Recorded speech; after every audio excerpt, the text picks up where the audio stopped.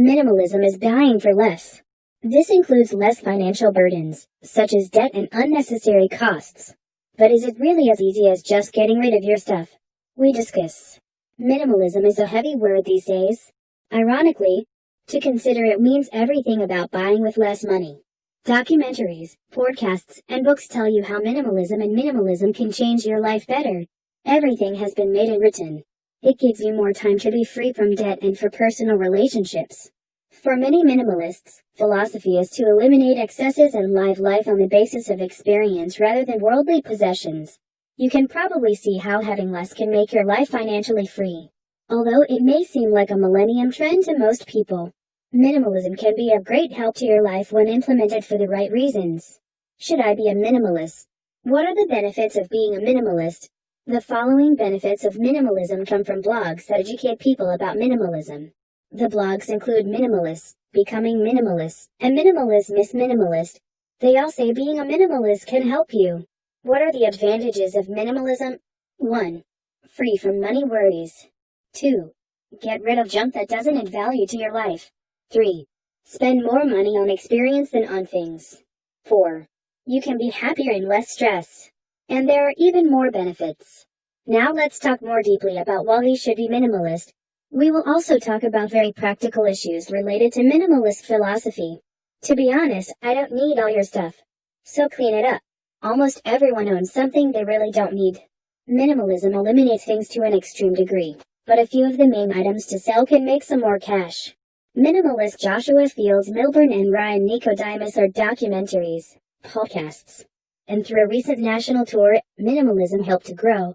They include many meaningful rules in their teaching. The Law of 90/90. Look at your belongings. Pick something. Anything. Have you used the product for the last 90 days? If you didn't, are you going to use it in the next 90 years? If not, you can let go. You may think it's easy to get rid of something that hasn't been used in the last 90 days. This is harder than it looks. In my apartment, you can see the sheets, some things I can easily buy. It is hard to imagine giving up such things. At the same time, when it's time to move, instead of renting a moving van, I'm sure you'll want to be able to fill my car with my belongings.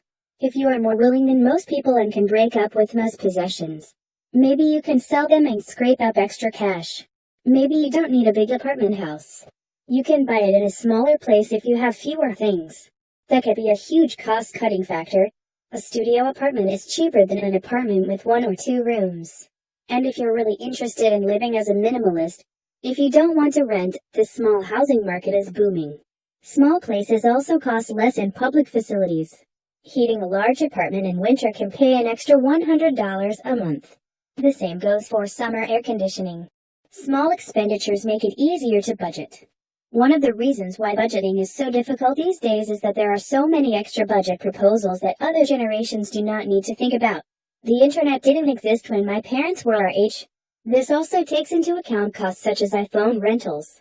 If you didn't pay for the internet, or if you paid less for your cell phone, if you didn't buy a car and pay for your car insurance, think about how much you could have saved. Of course, it assumes that you can continue your daily life without such things. Many of us, no matter how difficult it seems. If you think minimalism is just about getting rid of your stuff, it's not entirely true. There is a minimalist budget system that relies on the theory that there is more or less. The following are some key components of this kind of budget. Please use only one credit card. If you pay your bills like this, you'll be rewarded. You don't have to worry about which cards are linked to which bills. I only need one checking account and one non-payment. This makes it easy to transfer money between the two if necessary.